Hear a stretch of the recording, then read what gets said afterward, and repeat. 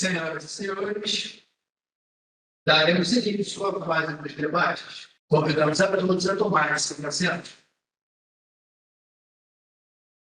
Convidamos os palestrantes e o mediador, coronel-tenente Leonardo Freitas de Souza Lima, da SMA, a assumirem seus lugares na plataforma. Reforçamos que aqueles que ainda precisaram fazer perguntas aos palestrantes e as encaminhem aos nossos assistentes ou utilizem o aplicativo livre.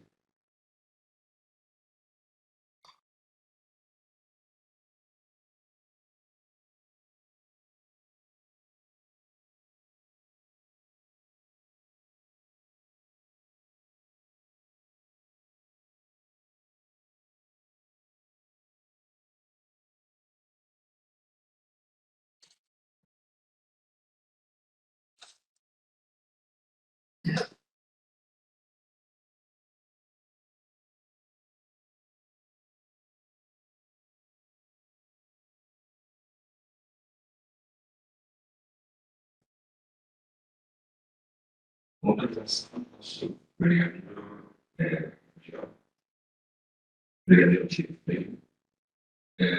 iniciar aqui sequência de debates. Vamos tentar, de uma forma, não fazer isso uma vez com a distância.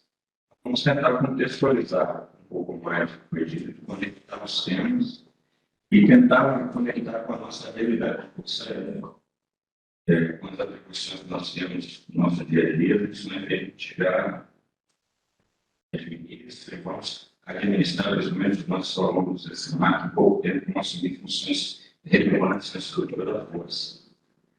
De imediato, gostaria de agradecer a presença dos nossos palestrantes, os temas muito complexos, os tempos de apresentação. Coordenação política da escolha e do sequenciamento, para nós que estamos agora trabalhando realmente na ativação de uma rede de monitoramento e no laboratório de cenários, é muito importante ter esse diálogo, ter essa oportunidade, inclusive, de ser junto às plateias que estão nos assistindo, esses conceitos, principalmente no contexto da Força Aérea. Um trabalho que vai ter muita conexão, muita sinergia de todos. Esse é um livro que vai chamar desse projeto, desse novo sistema, e esperamos que haja um dia, um horizonte bem próximo, de uma parâmetro atingido pela Marinha, que iniciou seus trabalhos há algum tempo. Vamos aproveitar os conhecimentos, lições aprendidas, vamos fazer com que aconteça aqui também. Vamos iniciar uma pergunta sobre tem a história do Carlos. Dito, eu estudo a fronteira. Para a professora Jéssica. Existe metodologia prevista para reavaliar o processo de construção de cenários após a concretização ou uma determinada previsão tendo se mostrado correto?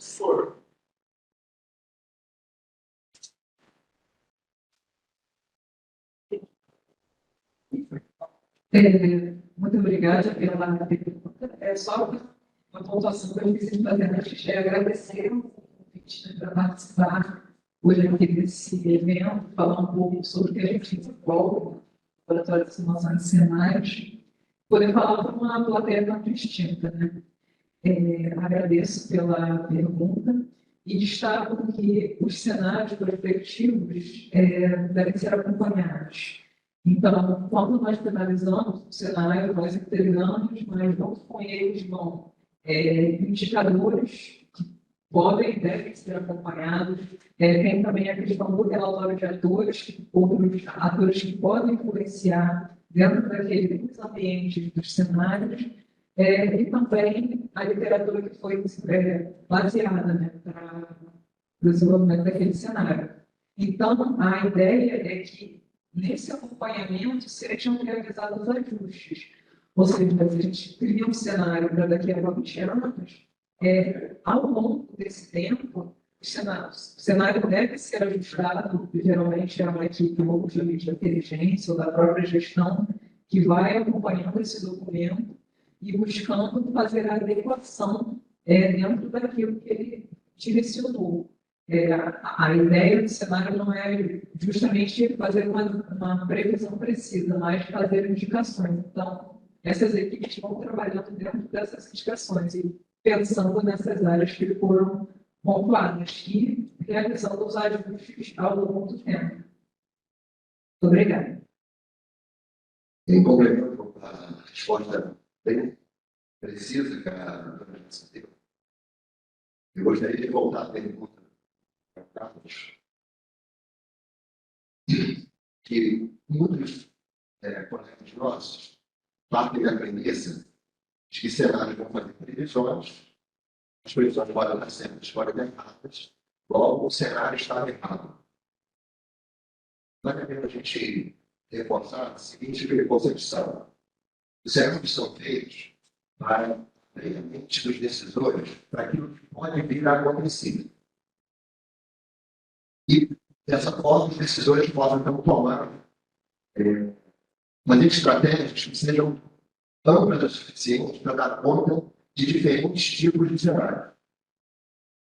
Então, nós não nos preocupamos em ficar avaliando os cenários para saber se eles aconteceram ou não aconteceram. Porque um cenário não é bom ou mal se aquilo que ele estimula que poderia acontecer no longo prazo acontece ou não acontece. A questão é, ele conseguiu, quando foi feito, despertar o decisor para tomar ações estratégicas para aproveitar as oportunidades ou se desviar das ameaças caso aquilo acontecesse. Logo, vou parar, mas se você chegasse em casa, olhasse para a fechadura e falar assim: essa fechadura aqui não presta. Ah, por quê? Eu tenho muita para arrumar a minha casa, então eu comprei a fechadura toda. Quando você decidiu comprar uma fechadura, você decidiu baseado na hipótese que poderia ter um assalto à sua casa. E aí você tomou outra providência. Então, não olha para o seu cenário e diga assim: ele foi ruim porque ele não aconteceu. Ele foi bom porque ele alertou o decisor lá atrás do que poderia vir a acontecer e o decisor não tomou providências para que aquilo pudesse vir. Ainda tem mais. O cenário pode ser feito maravilhosamente bem e o decisor preferir ignorá-lo. Então, a culpa não é do cenário. Obrigado.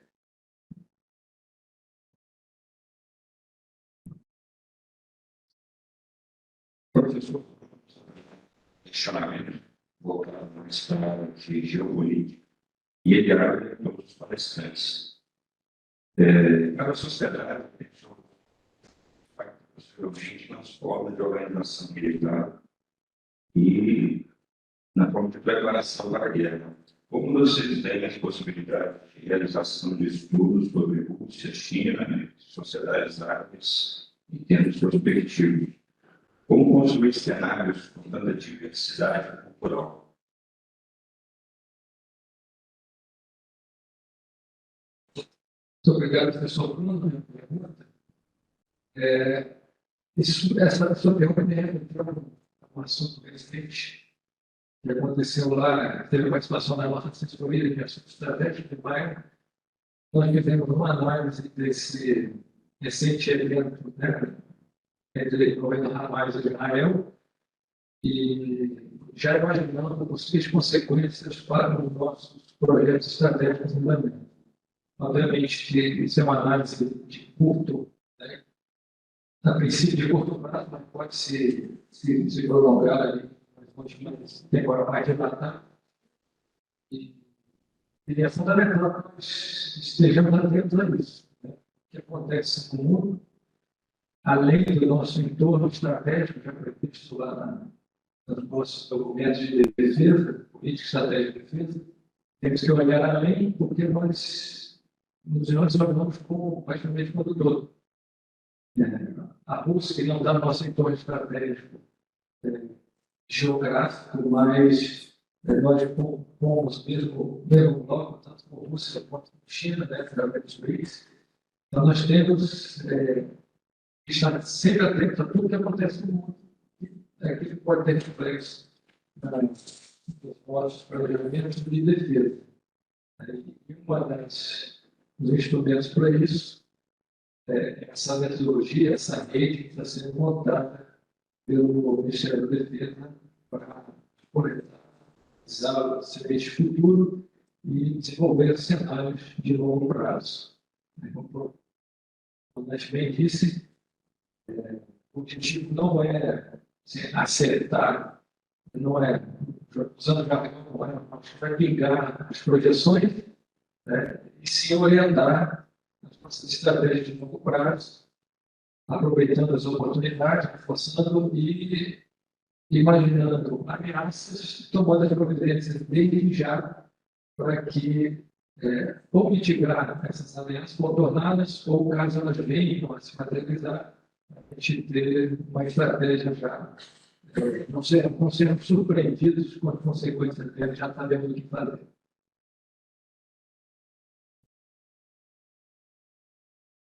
Segunda parte é a pergunta, né? Como fazer isso? Como considerar isso? Sim, sim. E concordando com a resposta do brigadeiro, a questão da diversidade. Nós temos que aprender a partilhar boas fontes de informações culturais, geopolíticas, religiosas, em tantos aspectos onde a gente possa identificar o que é relevante para a decisão em alto nível e longo prazo. Isso não é uma coisa simples. Mapear as fontes não é simples, e o passo seguinte é ter um relacionamento com essas fontes para que elas se sintam à vontade para honestamente nos trazer que nós queremos, no formato que nós queremos, com a possibilidade de análise. Se você localizar hoje um pesquisador brasileiro que entende mais de Malásia, ou seja, é importante, mas o que é falado para o Brasil sobre Malásia do ponto de vista dos interesses de vida. É uma dificuldade. Outra dificuldade. Como esse sujeito entende muito de Malásia, vai falar sobre o longo prazo. Então, os cursos que nós temos preparado ao longo dos anos, a gente ensina, a gente convida pesquisadores diversos, e a gente ensina o que é os interesses da defesa, a questão do espaço do poder nacional, né? A questão do poder nacional, e a gente ensina como pensar e olhar para longo prazo. Foi dito aqui que nossas redes que estão sendo pensadas de monitoramento, ela está com base na nossa estrutura de inteligência. Nossa estrutura de inteligência, ela é focada para o curto prazo. Então, estão acontecendo trabalho, né? Os elementos da nossa rede de inteligência para que pensem longo prazo, para que possam fazer. Não é simples. Não é simples pegar uma pessoa que está acostumada a pensar, informar, analisar e produzir curto prazo, pensar em longo prazo. Então, essa diversidade, ela é uma diversidade que precisa ser muito bem cultivada. Você tem que ter boas relações nesse período. E você tem que também ter esse período que está trabalhando de graça, ele precisa ser compensado. Como é que você compensa o período de falácia? Você coloca ele numa rede em que ele vai se sentir prestigiado. Você convida esse cara para uma palestra, um evento como esse aqui. E você realimenta qualquer rede produz. Então, com isso, você faz com que essa rede ela seja ela contribui. Outra coisa é o seguinte, não é um período de malásia. Procure encontrar ao menos 3 períodos de malásia e que se desenvolveram períodos de malásia com sempre da mesma quantidade. Que sejam de origens diferentes. Um deles, de preferência, for uma mulher. Ou seja, tem que fazer diversidade para que você tenha pontos de vista diferentes. Para você diminuir a quantidade de viés. Só para pontuar de forma bastante convergente do que foi dito aqui, essa atuação em rede, porque muitas das vezes, quando você começa a pesquisar sobre um tema específico, você acaba se envolvendo mais, por exemplo, com o país. Eu posso citar até aqui o exemplo do nosso grupo de guerra da cultura que nós temos. No último ano, nós estamos um laboratório que durante vários anos sobre a guerra da cultura está acontecendo na guerra da Ucrânia.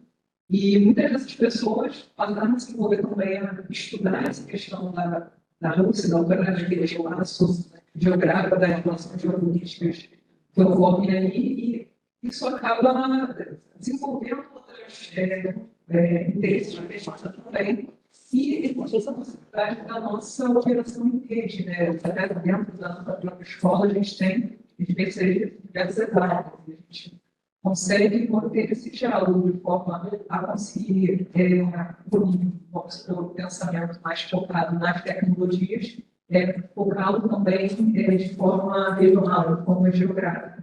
Então, é importante, sim, essa atuação dessa convergência de informações e diálogo entre os especialistas no tema, para que um possa suprir o outro em determinada área.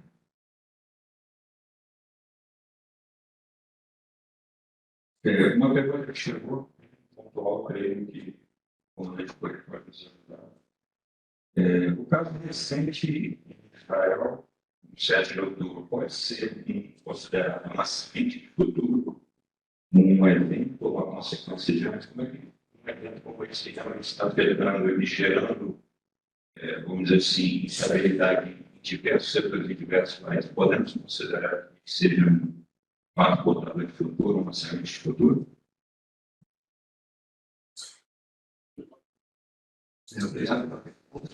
Sim.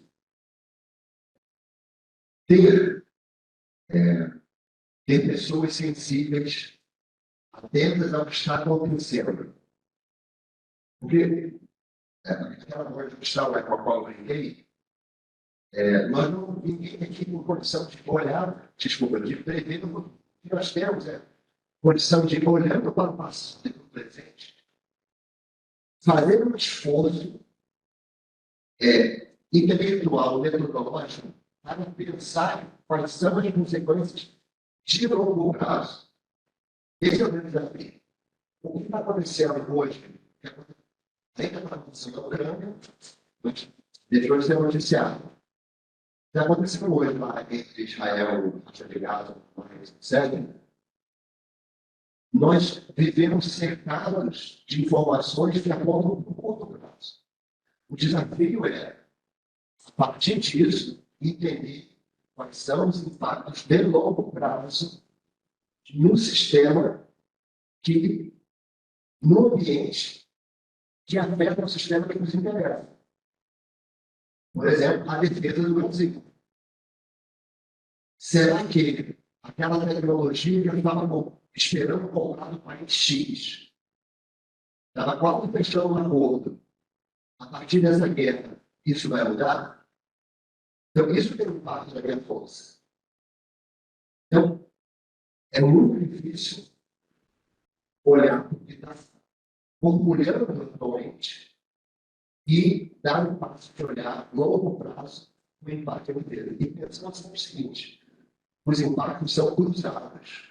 Eles são interdependentes porque o mundo é muito complexo.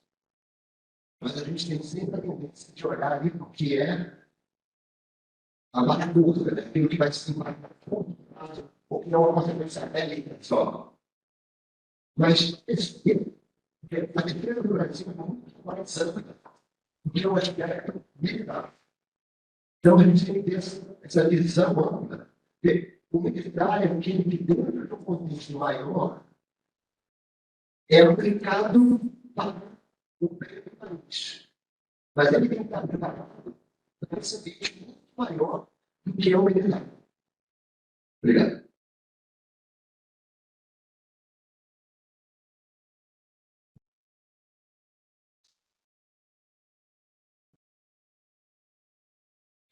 Gostaria de aproveitar essa resposta do senhor. Eu pedi a participação inicial do brigadeiro do governo, mas peço que o Chester continue. A questão do horizonte temporal, foi tratada nas duas palestras, que citaram agora os efeitos que nós temos em demandas de defesa, como, por exemplo, os grandes projetos. A Marinha tem esses projetos. Marinha, os projetos, a C-390, mais vários. E temos fatos ou sementes como essa, que podem afetar grandes projetos. Com o horizonte temporal, às vezes, também disse, não só imediato. Como é que nós podemos gerenciar essas questões de efeito provável das sementes? Não só na elaboração de um cenário, mas um cenário que já está funcionando. Ou seja, de que forma a nossa rede de monitoramento de sementes ela pode alimentar não só a elaboração de um cenário que vai fazer parte do planejamento estratégico, mas a governança do cenário do planejamento que já está enganado. Como que nós podemos contextualizar e utilizar a possibilidade de utilizar essa rede para alimentar não só o planejamento estratégico, mas a governança atual dos grandes projetos? É viável, possível? Bom, eu não sou, não tenho conhecimento aprofundado em termos aqui nossos colegas palestrantes, né, o comandante Correia e a doutora Jéssica.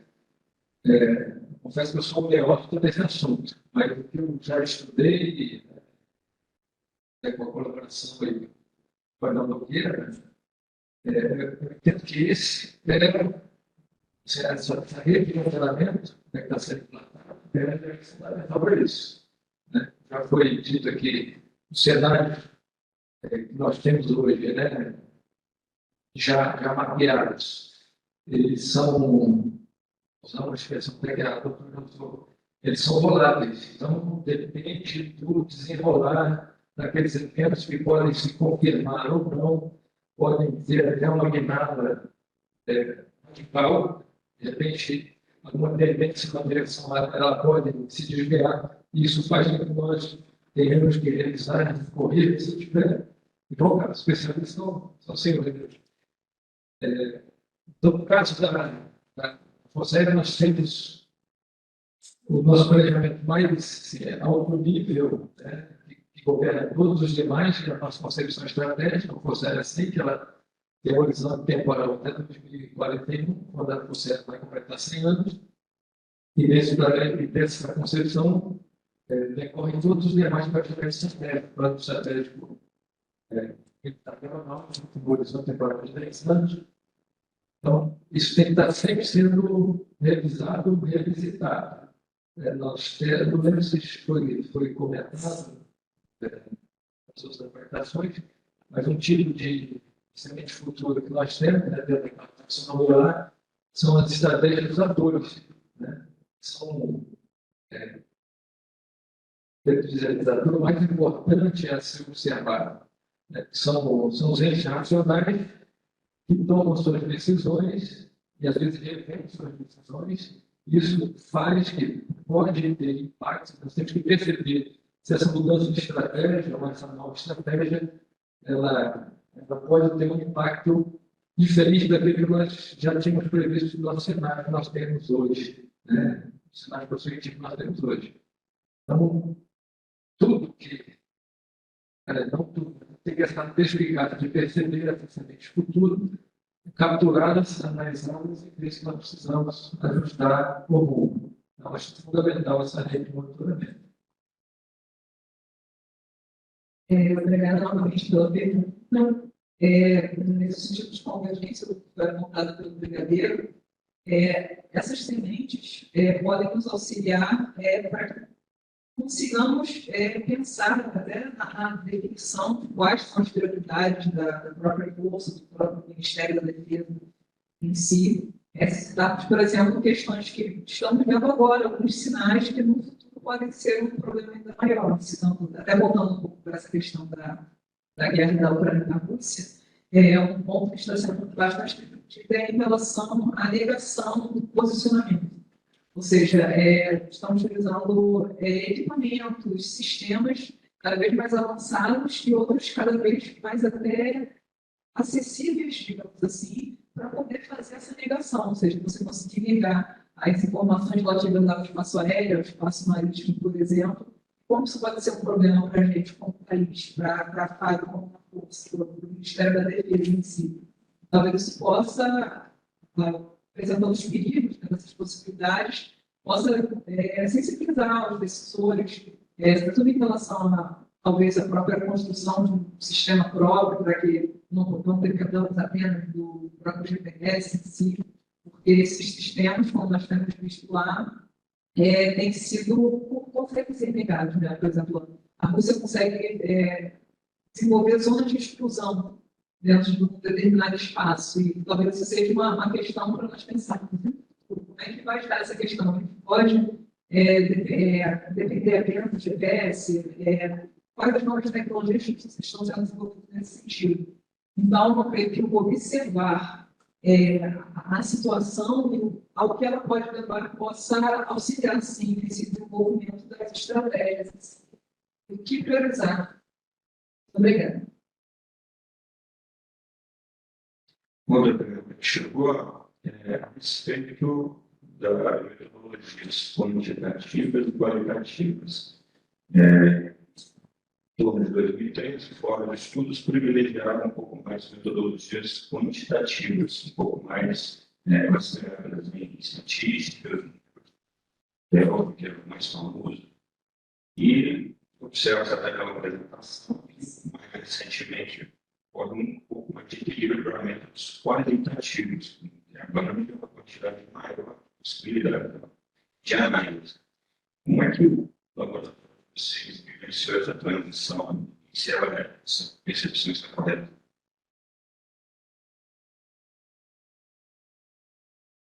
Obrigado pela pergunta. Essa questão quantitativa e qualitativa, ela tem uma outra abordagem, que é a abordagem do nosso modelo mental, como eu falei.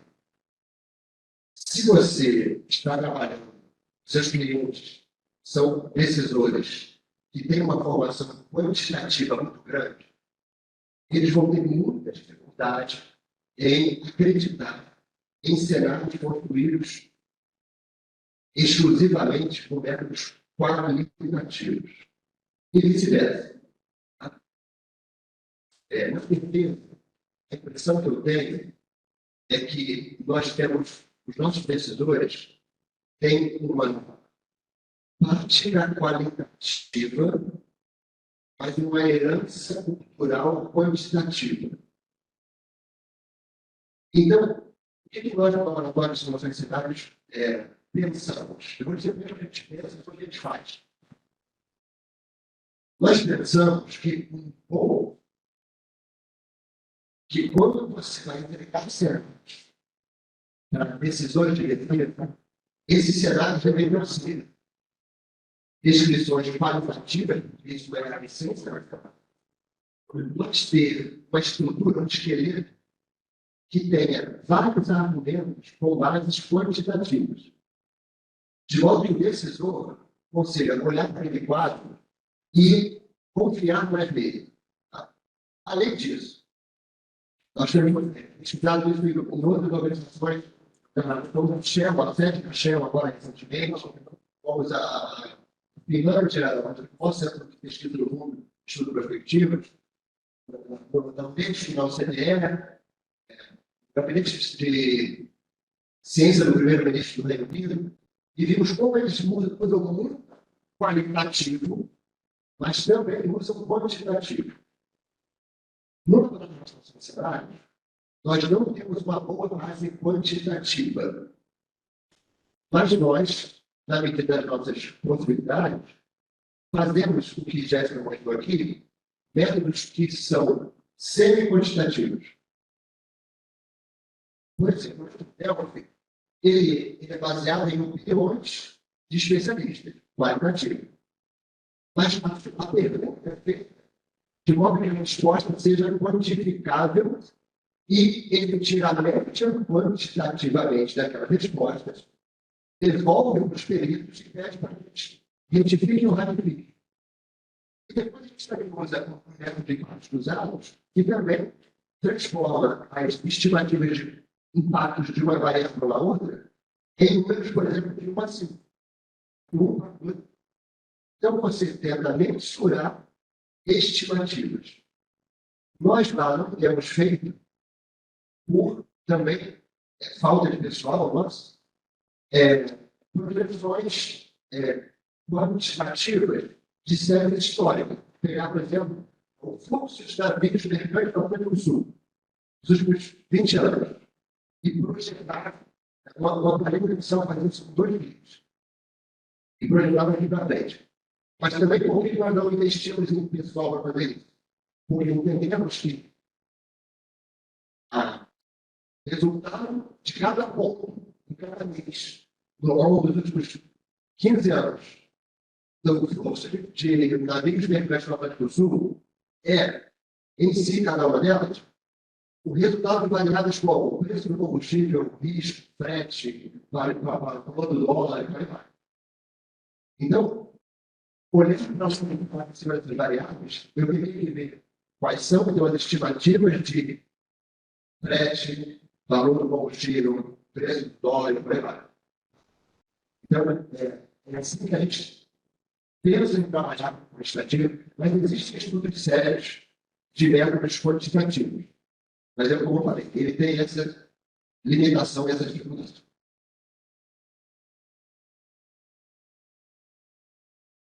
Um questionamento agora, senhor Brigadier. Qual seria a relação entre o planejamento estratégico, qual é especificamente o tema, e a rede de monitoramento de sementes de futuro, nosso Brigadier? Obrigado, Brigadier, pela pergunta.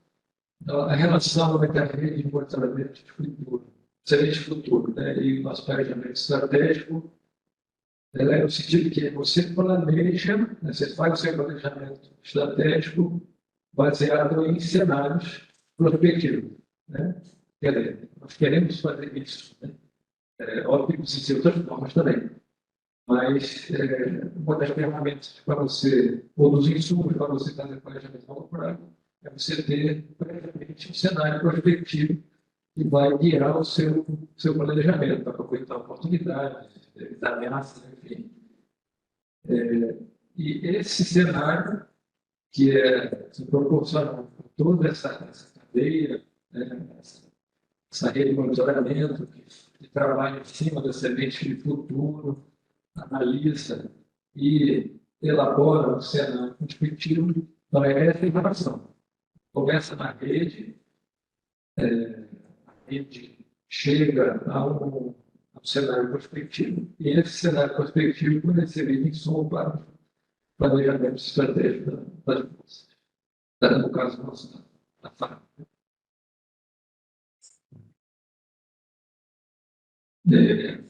Retomar um assunto sobre a Jéssica, que foi tratado,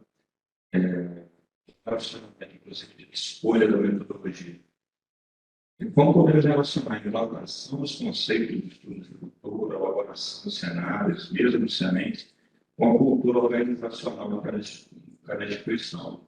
Como a gente poderia colocar essas questões que às vezes nós temos algumas heranças quantitativas, heranças, ações qualitativas, e conforme a situação implantar e levar isso, você citou mais cedo que, conforme a abordagem, a resistência é muito grande da outra administração. Como nós agora estamos em fase de implantação dessa doutrina, dessas práticas, de uma forma mais assertiva nessa metodologia prevista agora, qual é a experiência de vocês para criar e chegar ao ponto que chegou fora da simulação de cenários, na cultura da marinha? Como vocês poderiam nos ajudar? Tipo a história que nós passamos por isso, tivemos que nos adaptar dessa forma, para que possamos também organizacionalmente ter um melhor. Obrigada pela pergunta. Como eu voltei na apresentação, cada vez central. Quando nós vamos desenvolver um estudo prospectivo, no nível livre também. Eu não trouxe, a gente tem um slide, né, também do mesmo autor que apresentou essa definição da natureza das diversas ferramentas das rios. Ele também fala um pouco sobre o processo de construção dos cenários em si. E o processo, basicamente, ele tem uma etapa anterior. Então, nessa etapa anterior, quando nós estamos para começar a recebemos uma pergunta.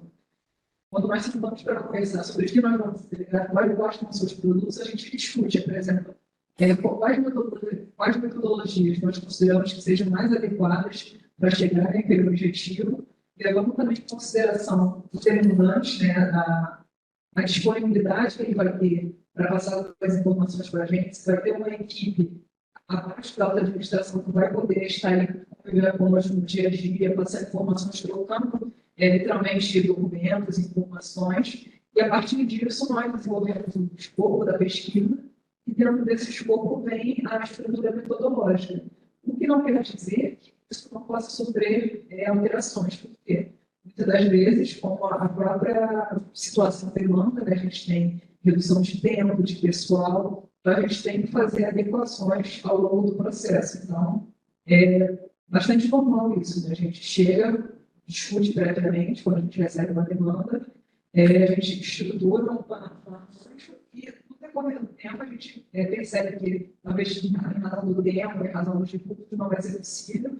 Então, a gente vai, a todo momento, né, faz outra reunião, discute com a equipe, geralmente o gestor, né, que está conosco no desenvolvimento, e sempre buscando desenvolver o processo, porque é tornar isso de forma participativa, porque a alta administração realmente muitas vezes não tem tempo para ler aquele documento todo, para entender de forma geral. Então, nós buscamos sempre nas apresentações, nas reuniões que nós fazemos, de alguma forma, dar o treinamento, passar todas as informações dos cenários em si, do contexto como um todo, para que eles consigam se tornar mais adaptáveis, tanto a própria tecnologia que nós utilizamos, alguns documentos também, o formato de documentos. Então, isso é bastante essencial, assim, essa resposta incluir aquele decisor nesse processo para que ele sinta de alguma forma que ele contribui para aquilo e, claro, fazendo adequações de acordo com as demandas e necessidades e com o que a gente tem disponível para trabalhar. Essa pergunta é muito boa, dá uma oportunidade de ser um pouco de acontecer. A gente contar um pouquinho como é que foi a nossa experiência lá. Ao mesmo, tem uma cadeira chamada Future Literacy. Ou seja, como aprender a pensar sobre o futuro. Não é uma coisa normal. Esse evento aqui, ele é importantíssimo nesse sentido. De abrir a mente das pessoas, começar a discutir. Então, não existe fórmula pronta e mágica. Se aparecer aqui amanhã um evento de concorrente, você olha, muitas regras diferenciais da máquina, discutindo. Tem 3 perguntas cenário para você e para mim. Foi que eu poderia dar a minha tese base. Essa é a pior maneira de fazer. Que esses cenários sejam tecnicamente melhores do que a gente vai fazer de maneira quantitativa, eles são ruins, porque eles não envolvem os pesquisadores ao longo do processo. Quando o Estado do Alemão, em 2021, propôs uma bastante profissional, Estado Alemão, ele é o chefe imediato do Estado Alemão, o Alemão está. Então, o nosso homem super, pode ser que a gente tem que fazer atividades na semana. Nós temos nós não queremos conversar com vocês. A gente quer conversar com vocês.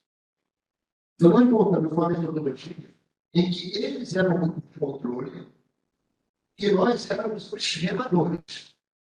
A gente remava e dizia, vamos remar assim, vamos remar assim. Por exemplo, como a gente queria cumprir a mais da outra, era com as estrelas do nosso chat da Nova, e em que nós nacionamos os nossos colunas de ar, os nossos estrelas da live, e os nossos órgãos setorial, todos eles dirigidos para o para que eles designassem pessoas, trabalhadores, coordenadores regionais setoriais, para que fizessem um curso conosco, para que fosse na sociedade buscar as sementes de futuro que poderiam estar indo. Então, não foi a equipe do laboratório que se reuniu com a sua ciência e fez o trabalho da nós montamos essa estrutura de modo que houvesse desenvolvimento e assim, as órgãos setorial, lá nos comandantes da live, esse oficial que veio com a gente, que foi a sociedade, fez a conhecida para a sociedade, trouxe para dentro, ele discutiu dentro do seu comando. Então, o aprendizado organizacional é muito importante. Esse doutorado foi será efetivo e aprendizado organizacional. Porque é dessa forma que a gente cresce. E eu queria dar um exemplo aqui de hoje. Né? Vamos fingir que dentro do plano estratégico da classe esteja o desenvolvimento de um avião formato X. E esse avião formato X tem um sistema de comunicação ISO. Tá? O major que está ali sentado olhando para a gente, ano que vem, ele foi designado para fazer um mestrado, um curso de mestrado maior, lá na China.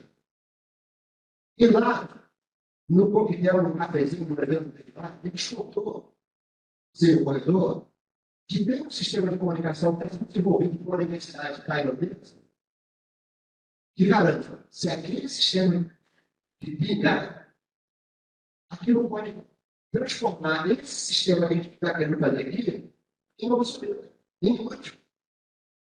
Então, aquela informação daquele major que está lá fazendo um curso, se a gente não tiver uma rede em que essa informação consiga chegar aqui, a gente vai ser surpreendido pela palavra. Essa rede não pode ser uma rede burocrática. Ela tem que ser uma rede em que haja liberdade para esse major saber fluir essa informação de modo que essa informação que ele trouxe, que é uma excelente, né? Para você ser tratada com bem cliente, talvez vai ficar melhor, de modo que a rede, a estrutura que o verdadeiro postou é isso. Né? Isso vai ser tratado, vai ser analisado, para que possa ser analisado por quem está pesquisando. Então, é muito importante que está sentado aqui se veja numa posição de que, dentro do seu horizonte de trabalho, né, na operação que você dirige, você vai ter acesso, os seus coordenados vão ter acesso a informações que podem ser super importantes para o longo prazo da força. Não é só aquela inteligência que trata do curto prazo, mas do longo prazo da força. Tenho certeza que muitos que já estão aqui já viram ao longo da sua carreira coisas que ficaram assim, caramba, mas não tinham para onde dizer, não tinham como falar. Não tinha saber por a nossa mente, não conseguia olhar para aquela coisa que eu primeiro, mas a muito mandado ele. Isso aqui, se isso aqui prosperar, pode dar muito bem força para frente. Obrigado.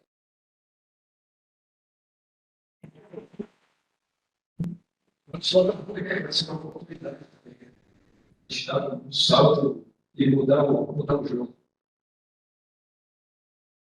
Nessa mesma linha, eu vou continuar uma pergunta enviada pelo resposta a respeito da experiência de vocês no horizonte que estamos hoje de recursos cada dia mais difíceis de gerenciar pelos seus portos. Como vocês veem a criação, demanda de criação de um novo laboratório aqui na Pocé? É muito custoso, é muito pesado, envolve mais pessoal em termos agora de internet.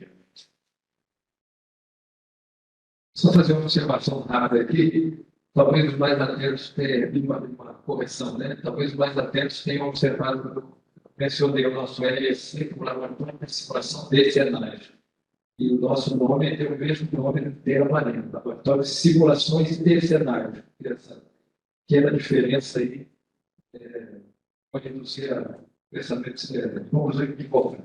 Então, eu gosto também laboratório de simulações de cenários, não de cenários. Obrigado pela pergunta. Diferente do que está acontecendo de novo aqui conosco, nós passamos no ano 2012 e passamos até muito recentemente sem nenhuma demanda, eu diria, concreta da força. Só recentemente recebemos uma demanda concreta da força.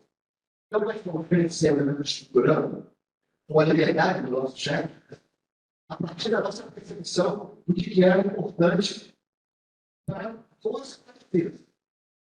Porque o laboratório de situações cenárias de Marinha Naval, ele não é voltado especificamente, exclusivamente para a Marinha do Brasil. Tanto é que ele tem lá visitadores das outras forças. Eu já tive uma sargento Fábio como líder de pesquisa. Tem um almirante como um simples pesquisador, como estativa, é um simples pesquisador no lugar. Eu tenho um brigadeiro de guerra aqui como pesquisador sério. Então, diante dessa lógica de falta de recursos que temos até hoje, e diante de toda essa lógica que eu falei da flexibilidade, humildade, rede, etc., o nosso caminho foi montar redes a partir de boa vontade de pesquisa, de temas que nós propusemos, vamos lá. Os nossos temas iniciais foram avanços metodológicos, benchmark das outras organizações e as produções da frente de defesa. Então, os relatórios de defesa dos outros participaram. E aí, os nossos pesquisadores começaram a procurar como temas. Escassez de recursos, biossegurança, a segurança espacial. Então, nós montamos uma rede de voluntários que pesquisam e produzem a partir desses temas. Então, assim, nós temos os temas, nós compartilhamos os temas com eles, e nós tivemos uma estrutura que o pesquisador serve ao autor, o líder de pesquisa, que é o cara que toca as pesquisas, o pesquisador serve é o autor, que não precisa ter não. Ele diz assim, olha, está acontecendo tal tema em tal lugar, em tal literatura que vocês estão trabalhando, isso que está passando. E esses caras não são da escola de carnaval. Os líderes de pesquisa também não são da escola de carnaval, são pesquisadores voluntários. Normalmente, ele é o mestre. Tem um vice-líder de pesquisa e um trabalho de pesquisadores. Cada uma das nossas 14 dias de pesquisa investe em 2 ideias. As pesquisas, ela já é bastante tempo a líder de pesquisa de uma linha de pesquisa que se chama Tendências de Impacto Marítimo Naval. E ela faz esse pessoal produzir. Ou seja, eu não me lembro do grupo dela. O pesquisador sério dá sugestões no grupo dela. Mas quem faz no grupo dela produzir é ela. E aí, como é que você pode voluntários para trabalhar de graça? É o que a vida de pesquisa faz. O único que flexibilidade, humildade, reunião.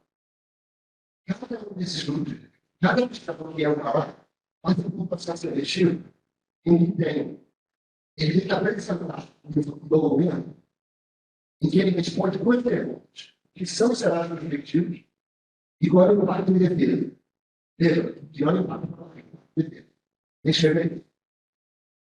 A gente pode fazer esse trabalho, ele tem acesso a uma quantidade de nossos textos sobre isso. Aí entrega esse resultado. Entrega para quem?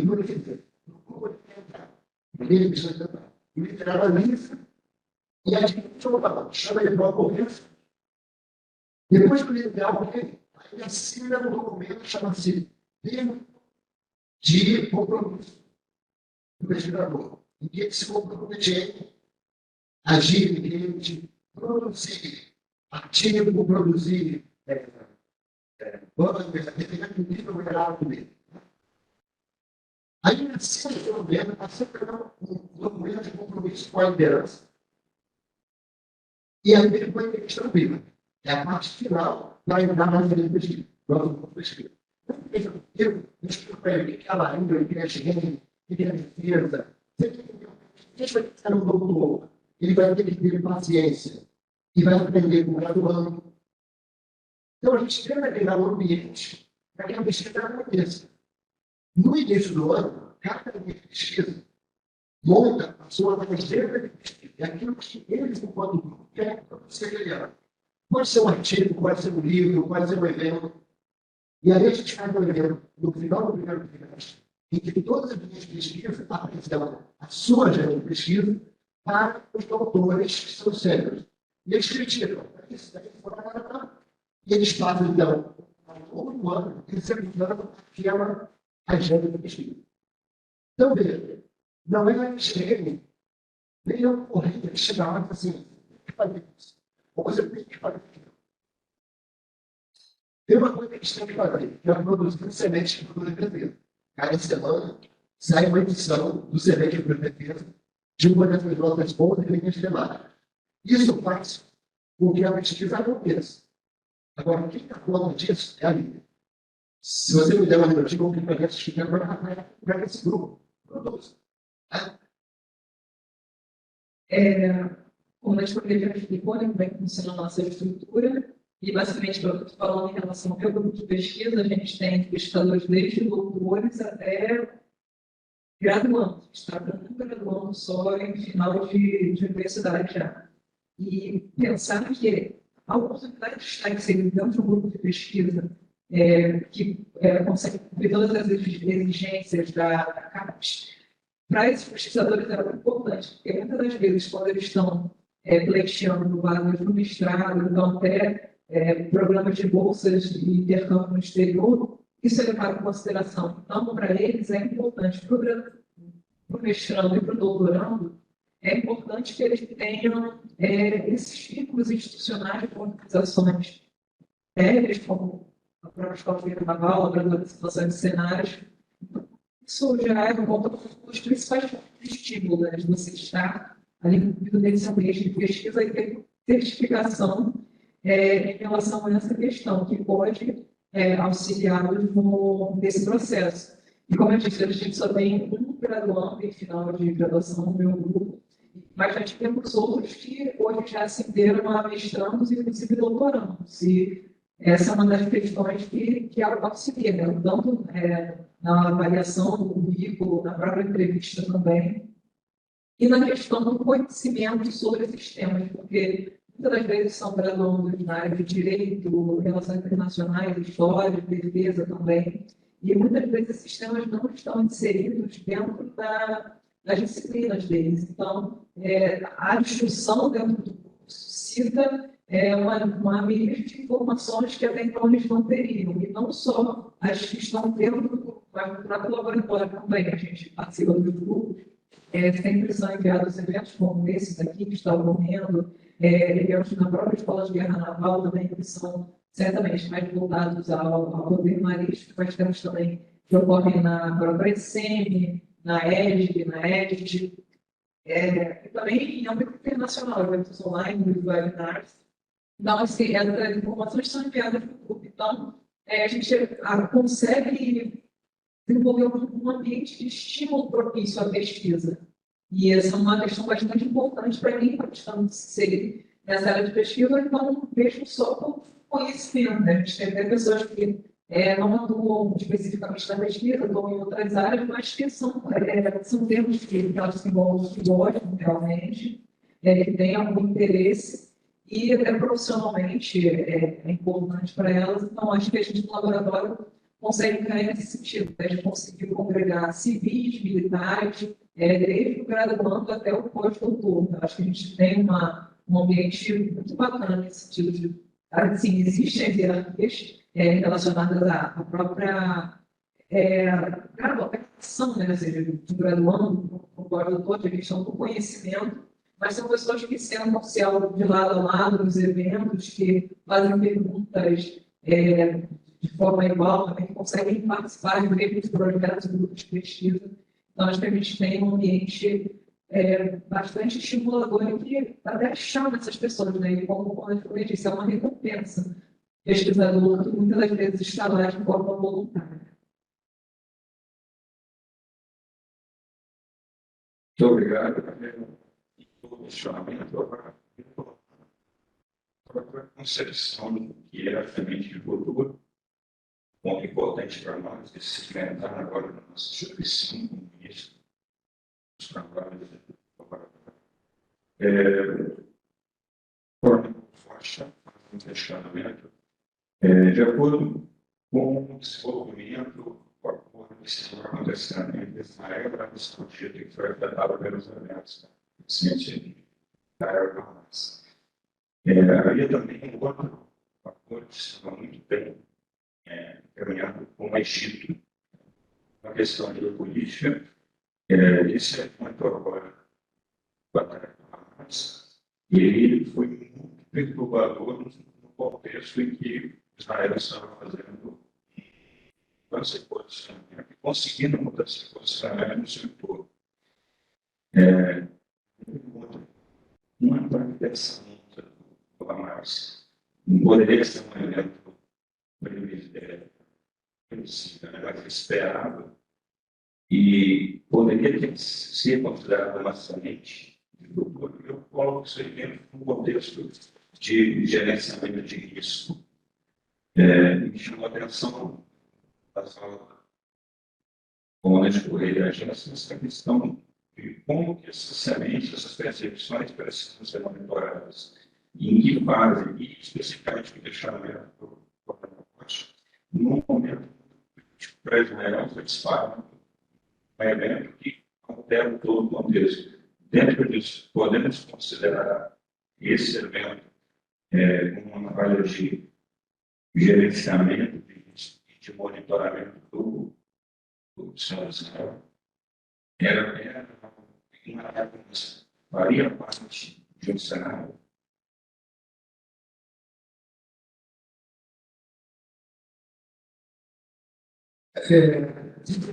De agregar, foi perguntado, parece no pleito que nós tivemos lá no Estado-Maior, partido israelense no Brasil, talvez até a Júlia responder a pergunta. Nós questionamos, né? Depois de ter essa apresentação, questionamos se esse evento, se não houve uma falha da inteligência israelense que não previu, né, aquilo que aconteceu que deve acontecer. Ele reconheceu que realmente houve uma falha, ele disse que esse evento ele era previsível, talvez se enquadre dentro da Federação de Futuro numa surpresa inevitável, né? E por isso ele foi errado. Aquilo que se sabe que pode acontecer, mas não sabe quando vai acontecer. Então, ele reconheceu que o que falhou foi que eles não conseguiram imaginar a quantidade, essa dimensão daquela invasão. Eles esperavam e que sim, poderia acontecer, mas numa dimensão menor, com menos terroristas envolvidos na ação do terreno. E diz que a surpresa foi a quantidade, em simultaneidade das ações que aconteceram naquele dia 7 de outubro. Então, só para acrescentar aí, ele pode também orientar a resposta dos nossos especialistas. Obrigado. Eu gostaria de tentar fazer aqui uma distinção. Um evento desse, depois que ocorre, nós, enquanto pesquisadores que estão preocupados com Alguns passaram de aprender, ou já falaram isso. Quais são os impactos de longo prazo na força? As forças, na defesa do Brasil. Então, isso é uma parte da questão. Por exemplo, e agora, quais são os impactos para agora? Os sinais que estavam sendo dados de que esse evento ocorreria ou não ocorreria, não é objeto de estudo dos pesquisadores de longo prazo. Ele é objeto de estudo dos pesquisadores de inteligência, que têm a sua metodologia, o seu ferramental, a sua lógica, que se prevê que tem vários aspectos similares aos estudos do futuro, mas vários aspectos distintos. Então,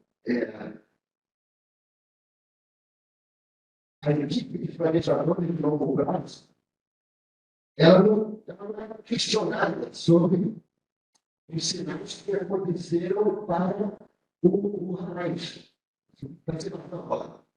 Quem questionava sobre isso é o pessoal que quer. Porque são eles os que estão habilitados, focados, e aí a pessoa está focada. Eles estão focados no longo prazo, vê o mesmo sinal e vai se preocupar com o impacto no longo prazo. Quem está focado em curto prazo vê o mesmo sinal e vai dar os alertas necessários sobre a questão do curto prazo. Inclusive, o decisor ele vai dar uma atenção diferente para o assessor que vem falar com ele, sendo um assessor de curto prazo, de inteligência, do outro assessor que vem conversar com ele sobre longo prazo. São outras oportunidades diferentes. Então, você tem que tomar muito cuidado com isso, para não misturar uma coisa com outra. E aí, eu volto à questão dos nossos canais de inteligência. E a rede. A rede. Quando eu apresentei esse trabalho, a proposta da rede para o Ministério da Defesa, e a partir disso, eles espalharam o GP, no qual a gente vem trabalhando, eu disse para eles o seguinte: vocês viram que o projeto, que quando eu falo do Ministério da Defesa, tem o setor do Ministério da Defesa que cuidou de diversos locais no nosso ambiente. Tá? Então, o Ministério da Defesa, esse setor que cuida de locais, ele é um setor que cuida de projetos de ensino. Tá? Ensino de estratégia. E tem um setor que é um setor que consome recursos. Então, o projeto que foi aprovado nosso, ele fala com a rede civil e militar. Tudo. E aí eu sei que a coisa é um pouco por lado esquerdo, lado direito do futebol. Um desses lados, eu chamo da rede civil, que a gente ouviu um protocolo de 2021 com 60 especialistas dentro de cada área, e tocamos para testar esse modelo. Foi previsto, foi entregue o resultado ao Ministério da Defesa. E tem o militar da rede. O que os estados maiores são de utilidade e da conta é o lado do pulmão militar dessa rede, mas nem com a rede civil. Então, nós precisamos, e mesmo na rede militar, tem que ter capilaridade da sociedade. E o sujeito da sociedade que está participando dessa rede, que está alimentando essa rede, se sentir alimentando uma rede de perspectiva de longo prazo, e não uma rede de inteligência de curto prazo, que é uma rede específica. A rede de inteligência de curto prazo, a gente está falando. Então, a gente pode cuidar com esse tipo de separação inteligente, e que vai fazer uma separação forçada, dizendo que um fala com o outro, mas tem que se falar, mas são redes diferentes. Obrigado.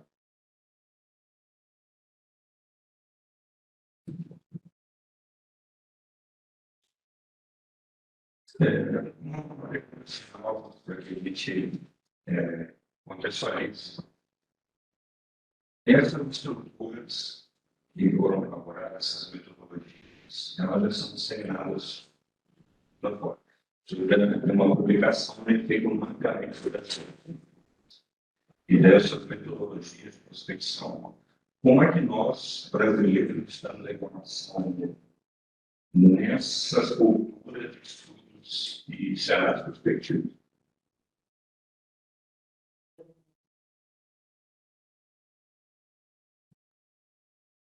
Nós brasileiros, o mundo grande e complexo como ele é, tem países com maior e menor desigualdade. Eu diria que nós estamos no meio do caminho. Os países com maior desenvolvimento estão lá também porque investiram em visão de longo prazo há muito tempo. Recentemente, Marco, que era falar com o professor Alemanha, uma equipe de voluntários que veio com a gente, nós visitamos também a Finlândia. E eu tenho certeza que vários colegas viram que falar que a Finlândia é muito bom em educação. O sistema de educação da Finlândia é muito bom. Mas a Finlândia, quando você vai estudar, quando a Finlândia começou a investir para dentro do sistema de educação muito bom, coincidentemente, foi o ano em que a Finlândia também decidiu, no nível nacional, acima da nacional, que ela iria, em todas as leis educacionais, ensinar pensamento de futuros.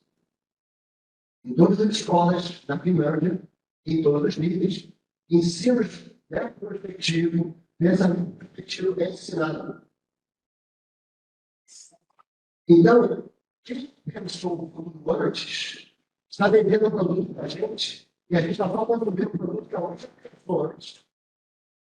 E já está na frente. Então, a maturidade do pensamento prospectivo é muito importante. E isso é cultural. Quando a gente for dar uma experiência pontual para vocês, que ajuda a responder. Na visita que nós fizemos, a gente foi também à OCDE. A OCDE é conhecida por uma equipe de especialistas da OCDE. Cada um tem uma orientação bacana para a gente, uma vez especialista. Ele tinha servido na OCDE. Então, sujeito para a OCDE, tinha servido na OCDE. Eu disse para ele, do meu interesse em fazer uma história sobre como aumentar os perspectivos, e ele me procurou de falar para a senhora, eu vou botar você em contato com o pessoal da UNAM. Ele mandou um e-mail logo depois, e ele, quando as pessoas me botou em contato, foi a diretora da escola, diretora de ensino da escola, perspectiva da Escola de Defesa da UNAM, que marcou uma vez conferência comigo. Porque ela queria saber o que a gente tem aí no trabalho de perspectiva na Marinha. E eu comecei uma melhor educação com ele, no ano que eu tinha bancado. Quando eu acabei de ver o que a gente fez, eu discutiu ali, né? Envolvimento dos decisores, participação, discussão, visão para a caixa, para a senhora. Poucos países da OTAN fazem a coisa de uma maneira. Os países fazem esse IDE, fazem. A coisa para os outros. Então, assim, talvez tenha uma, dizer assim, que pé nós estamos? Nós não estamos muito atrasados, mas a questão da cultura, a questão dos métodos, os países envolvidos estão muito lá na frente. Inclusive com a consideração das grandes esferas do governo. Quem estiver interessado na organização, a gente está convidando o relatório e eu posso depois fornecer esse relatório da defesa que nós fizemos. Só fazendo uma breve pontuação nesse sentido, quando eu comecei a estudar sobre estudos de perspectivos, a gente pegava um material que era datado assim, da década de 60. E assim, você pensar que na década de 60 já tinha países, instituições formadas discutindo esse tipo de assunto dentro da realidade deles e desenvolvendo metodologias, até doutrinas mesmo, assim dizer, dentro dessa área. Nós, no Brasil, obviamente, não temos essa maturidade no Brasil de pesquisa, mas é importante dizer que nós não estamos parados. O serviço que a gente vem fazendo no laboratório há alguns anos, que vocês vêm desenvolvendo aqui agora com o LSC de vocês, são iniciativas voltadas para esse sentido, para a gente conseguir trazer esse letramento de cultura para dentro da nossa dinâmica, né? Seja da própria organização militar, das outras organizações civis também. Existem iniciativas nesse sentido. E destacar que um ponto importante que o comandante comentou é que esses países que já têm maior maturidade nessa questão entregam produtos para a gente, produtos muitas das vezes fechados e formulados.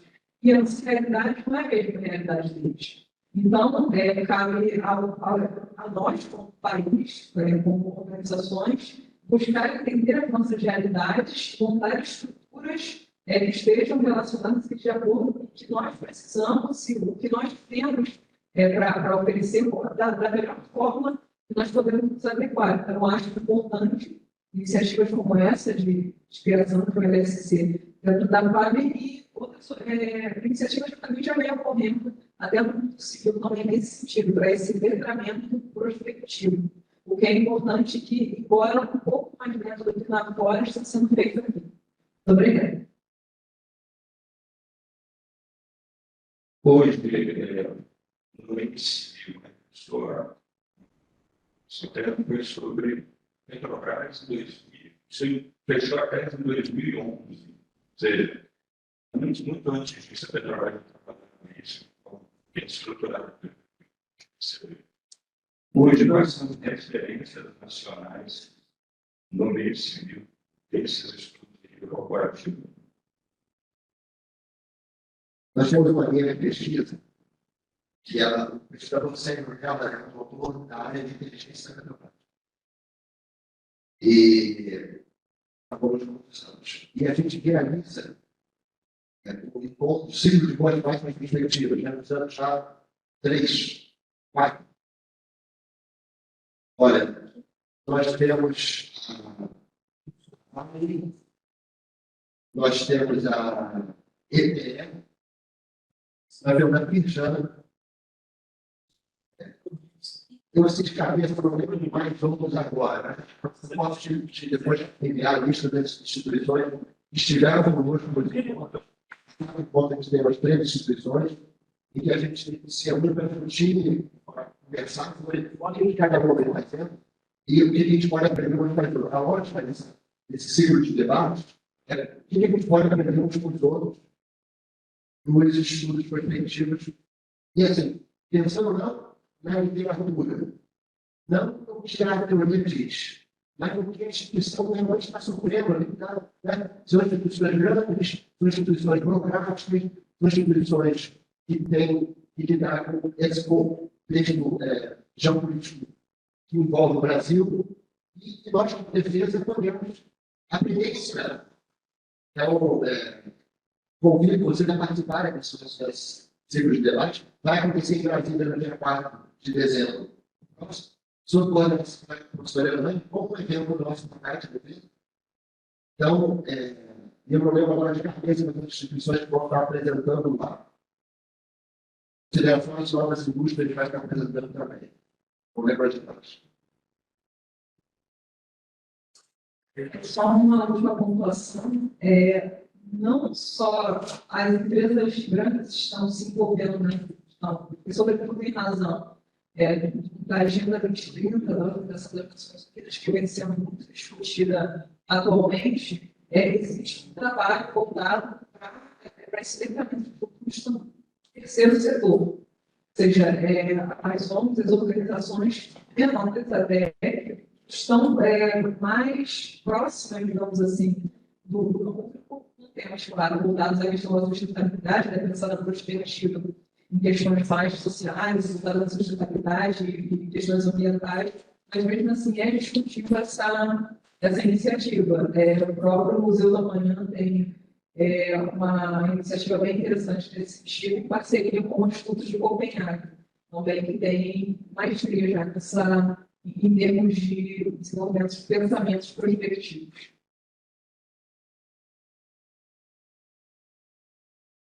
Muito obrigado. Obrigado.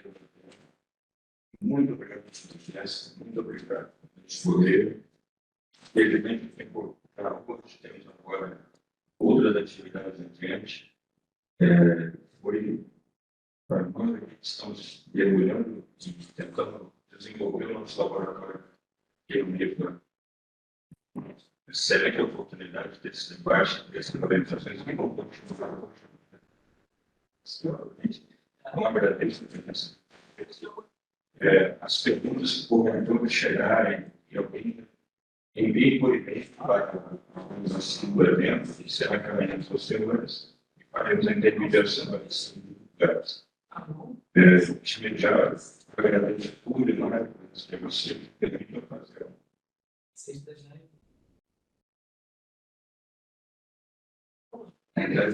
Pequena recordação e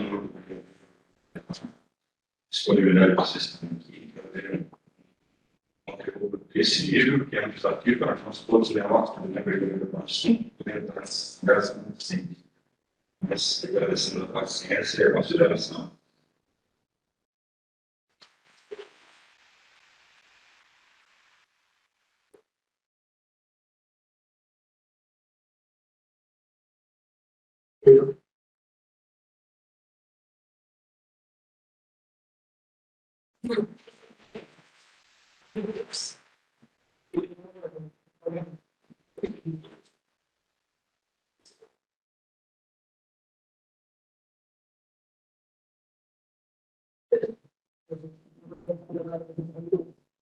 Só quero lembrar os senhores, quando terminar o curso, o pessoal sai por essas duas portas aqui, e na direção do lateral do rancho, certo?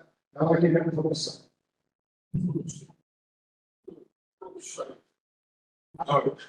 Movimento do Senhor, obrigado, intendente Luiz Chifre, a realizar a entrega do certificado ao mediador, como forma de agradecimento por sua participação.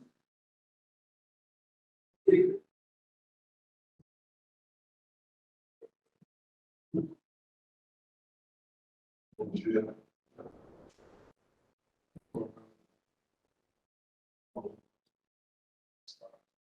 Esse evento,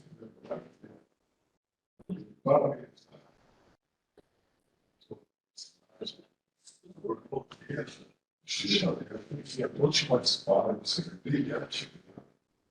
E dizer que eu fiquei muito agradecido de estar aqui participando desse processo e ver aqui meu de orientar, eu acho que eu tenho um dos maiores professores da área de cibernética e comandante. O comandante Correia, que já é vou falar velho, eu conheci muito antigo da nossa autonomia, eu tive o privilégio de ter sido esse reitor da universidade desde 2011. E agora também a professora Jéssica, que quem não via,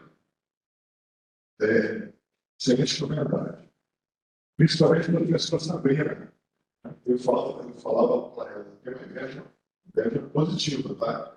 De ver exatamente o laboratório de cenário da Marinha e a gente lutando para criar esse cenário aqui desde 2011, que eu assumi aqui a vice-reitoria. Depois, eu saí, né, em 2022, lógico, naturalmente, né, o ciclo começa a comprar um ciclo, entram outras pessoas. E agora eu vejo com uma frustração muito grande essa iniciativa, teve como nosso laboratório, então tem uma felicidade muito grande, porque é um projeto longo tempo. Posso até falar, né, do tempo, por isso que até porque eu tive o privilégio de trabalhar no lançamento e no planejamento do PMAE. E aí eu vejo agora essa ligação, tem uma época, a gente pode mas exatamente o lançamento de cenário. Mas eu queria só falar rapidamente aqui, no aspecto dos nossos alunos que estão tratando de guerra, principalmente falando como a escola de um estado maior, que o objetivo lá é exatamente o estudo da guerra. E exatamente o laboratório de cenário, ele faz extremamente importante isso. Ou seja, não é guerra. Nós temos até a participação do ídolo lá do aspecto civil, como o comandante Correia falou, etc. De ter vários conhecimentos, professores também. Mas o principal objetivo, eu aprendi trabalhando lá com o senhor nas pautas escolares aí na semana, e a guerra. O objetivo de todo mundo aí é estudar para a guerra. Fizeram agora, né? Exatamente a simulação do Igual. E eu não vejo outra possibilidade a não ser que esse laboratório, no nosso segmento, seja voltado para segurança e defesa. Porque para estudos de guerra. Então não se esqueça disso. Certo? Não é ficar sentado olhando. Isso aí pode ser aplicado pelos senhores. Tanto os alunos do Chaval, como também os alunos da história do aperfeiçoamento que estavam aqui anteriormente. Mas eu só queria lembrar o seguinte, puxando um pouquinho para o meu lado, eu sou professor aqui, pesquisador, digamos, da área de logística, né? E eu queria só relembrar aqui, lógico que aqueles que gostam, como a gente seguramente estudaram, né? Que um dos primeiros homens de guerra, podemos dizer assim, foi o general Eisenhower, quando ele fez a primeira avaliação sem cenário nenhum, sem inteligência artificial, de que ele tinha que atrasar em um ano o dia dele, que foi 6 de junho de 1944. Poucos aqui talvez conheçam, muitos conheçam, mas eu fiquei a minoria. Então, o general Eisenhower, ele já trabalhava nesse segmento aí, posso falar, do cenário fictício. Olha a visão desse homem, né? Ele foi o comandante supremo das Forças Aliadas na Segunda Guerra. Então, ele ativou, então, olha só a visão desse homem. Sem nenhuma ferramenta, sem inteligência artificial, sem computador, sem nada, ele teve essa visão de verificar que não estava preparado ainda para aquele dia dele, que foi realizado no dia 6 de 1944.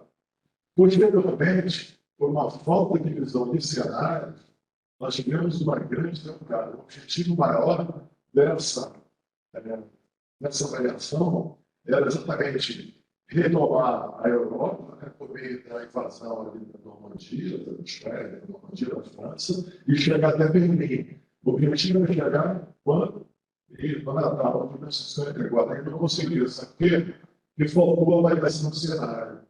Na batalha chamada Batalha das Ardennes. Então, eu só estou colocando isso para você ver a importância dele que foi tratado aqui hoje, de cada um brilhantemente colocou. Porque no avaliar o cenário logístico, tiveram uma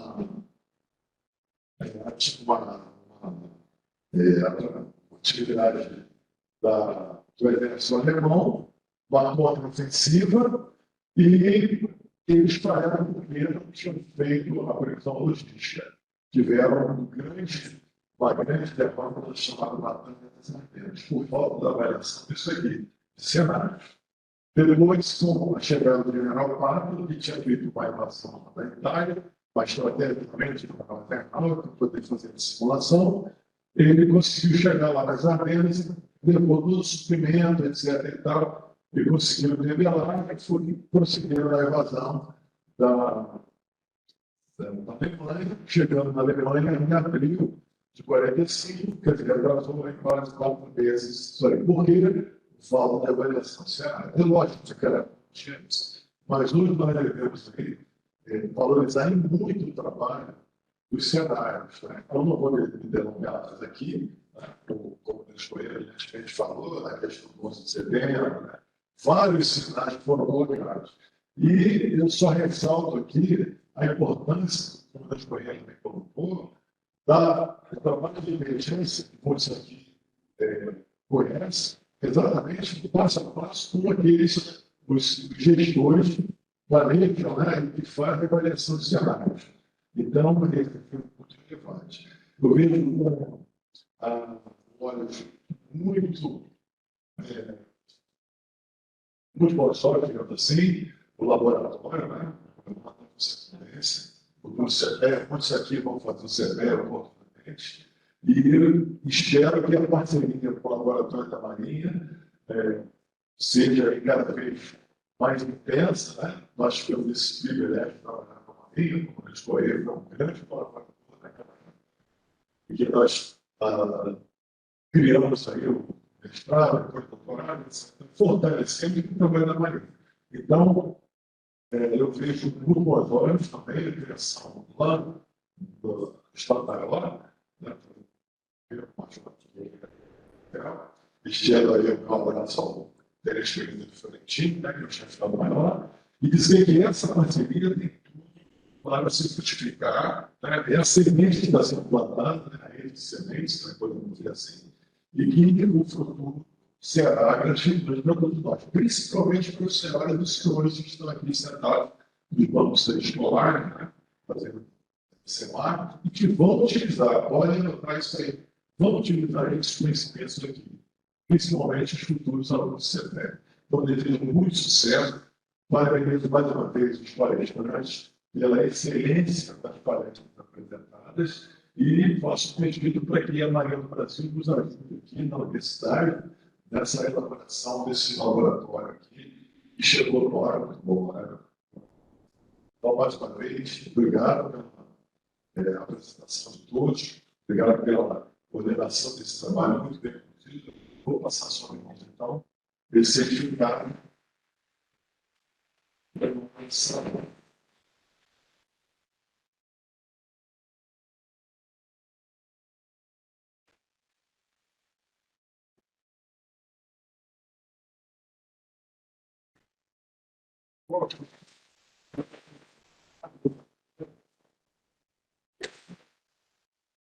Solicitamos